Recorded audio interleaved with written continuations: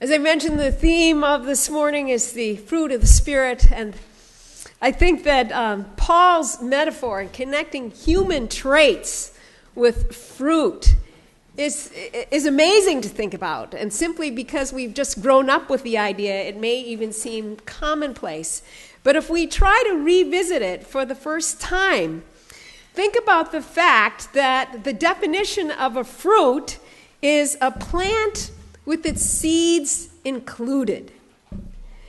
And where that ties in with personal attributes is that when someone exhibits traits of gentleness, love, self-control, that person, through the power of the Holy Spirit, will also plant the seeds of those traits in the people around them. No one knows where his or her seeds might fall or where they will germinate. But through Paul's analogy, we know that the fruit of the Spirit will bear seeds, and we know that the fruit of the Spirit is a gift of God's Holy Spirit. And so these are the fruits as presented by the children in the Sunday school.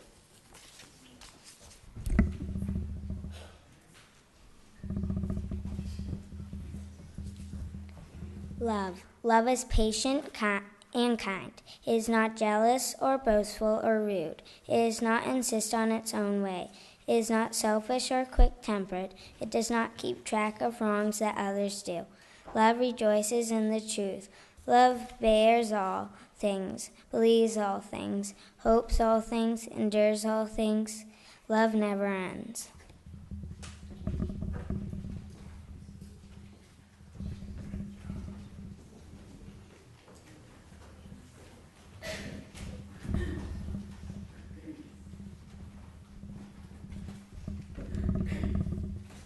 Joy. If you keep my commands, you will abide in my love, just as I kept my Father's commands and abide in his love. I have said these things to you so that my joy may be in you and that your joy may be complete.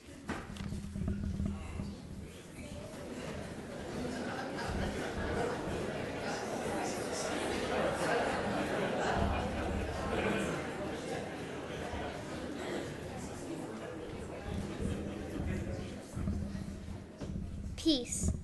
Peace I leave with you. My peace I give to you. I do not give to you as the world gives. Do not let your hearts be troubled. Do not let them be afraid.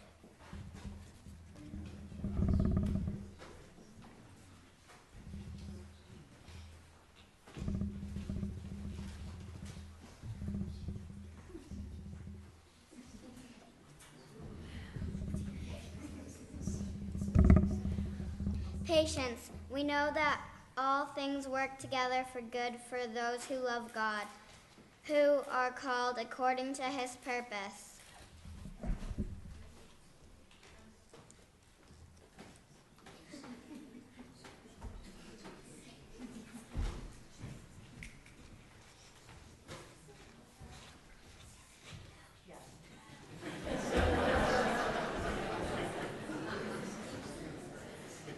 Kindness. But people learn to devote themselves to good works.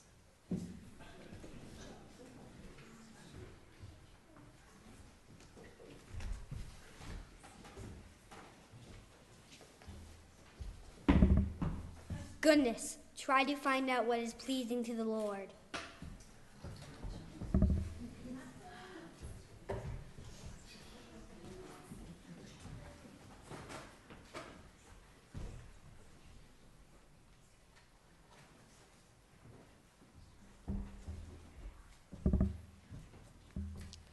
Faithfulness. With your testing, God will provide the way out so you may be able to endure.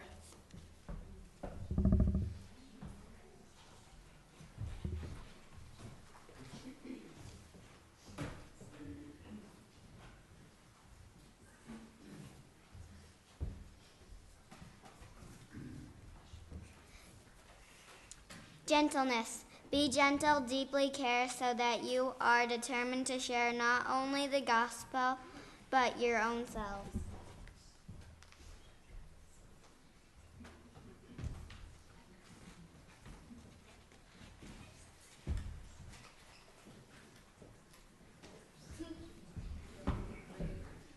self-control. Take care that you are not tempted to do wrong.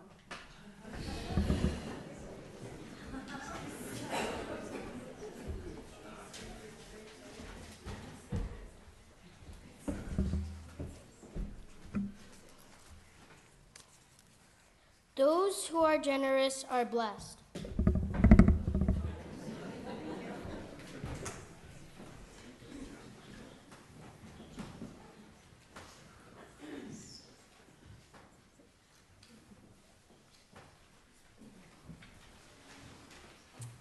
Thank you for the fruits of the Spirit.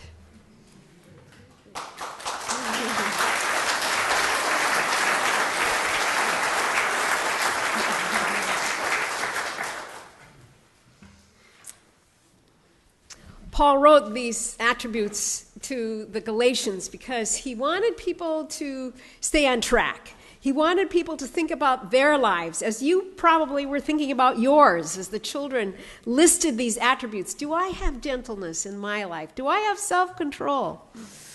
Previously, many of the now Christian believers had been keepers of the law. They cared very much about following the rules. And Paul said, that's fine. Rules are good. I want you to follow rules. But more than that, I wish for you the presence of the Holy Spirit within you. Because if you have the Holy Spirit within you, if you let yourself truly love Jesus and draw close to him, then you will not only follow the rules, but you yourself will become like Jesus. You will become gentle, patient, kind, full of joy, faithful.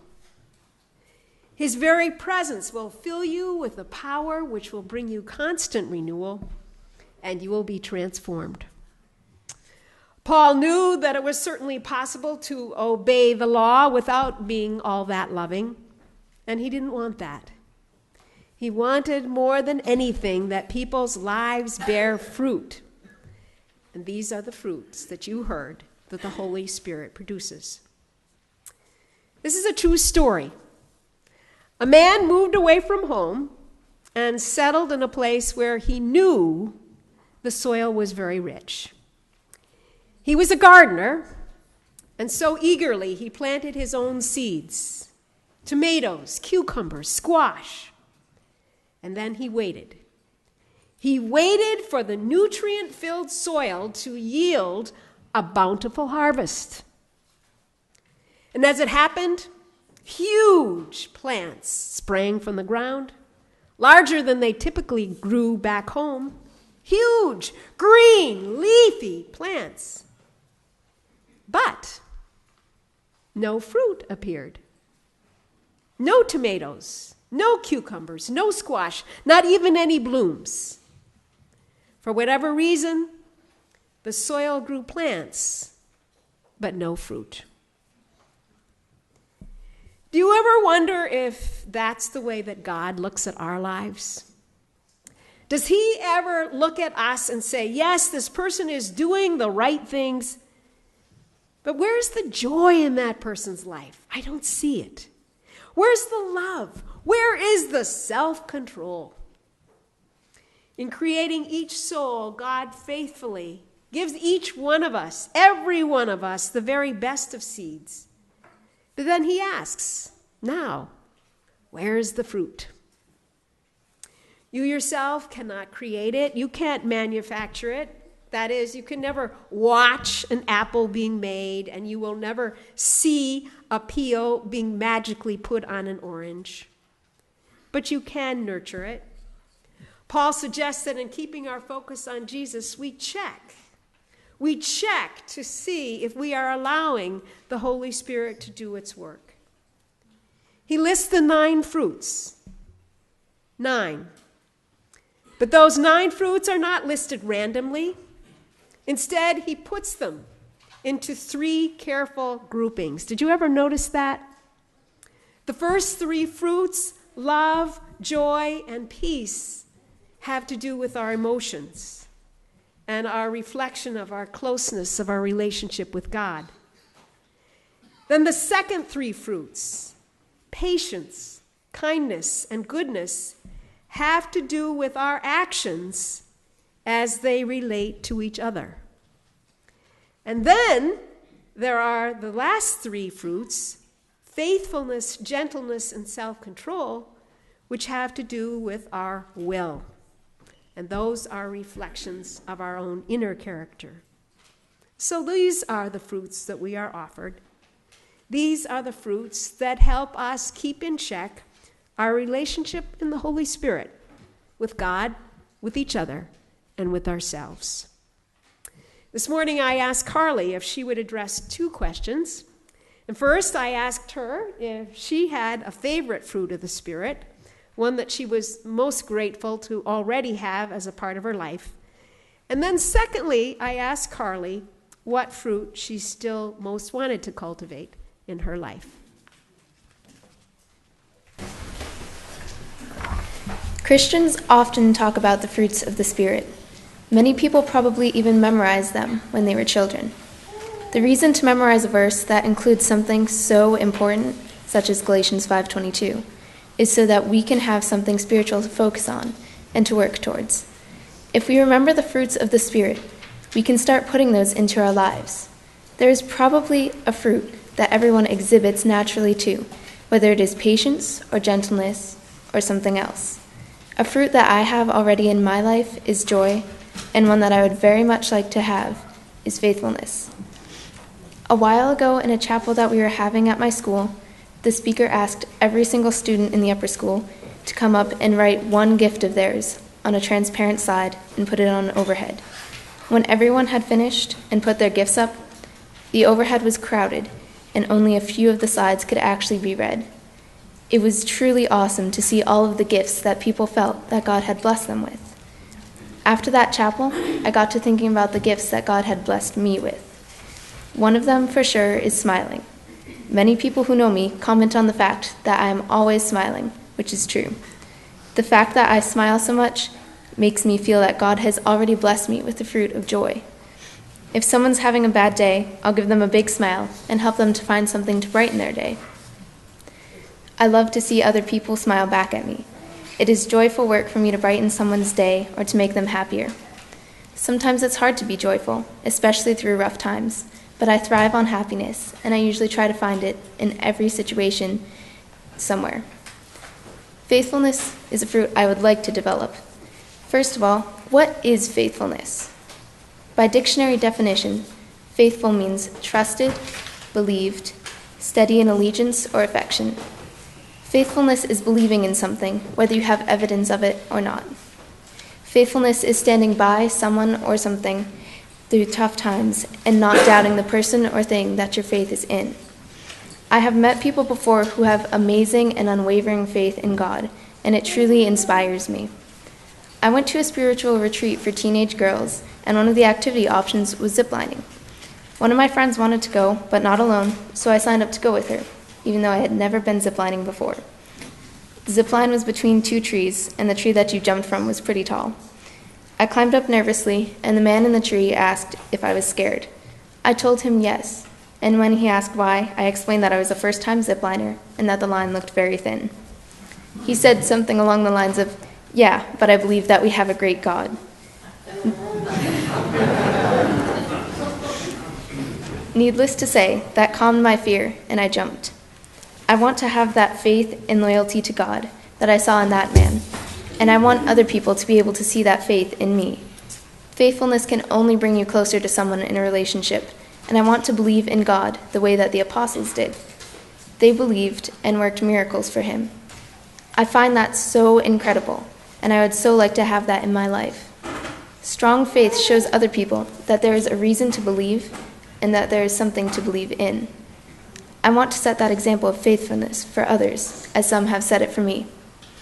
A quote from Joyce Meyer states, "You are not going to have self-control or any other fruit because somebody prays for you to have self-control. You already have self-control. It is in you as a fruit of the Spirit, but it's a little teeny tiny seed. And nobody else can develop your fruit of the Spirit. Nobody can develop your peace but you. Nobody can develop your joy but you. Nobody can develop your patience but you. Nobody can develop your discipline and self-control but you. It is up to us, no matter what age or where we are in life, to grow and harvest our own fruits. I have my own fruits that I would like to cultivate and make more prevalent in my life. That will not happen unless I work at it. God will help me, but He's not going to do all the work for me. I challenge you to develop a fruit in your life. There is no shortage of verses in the Bible to help you with that, and no shortage of people who are good examples in everyday life that can inspire each and every one of us. Thank you.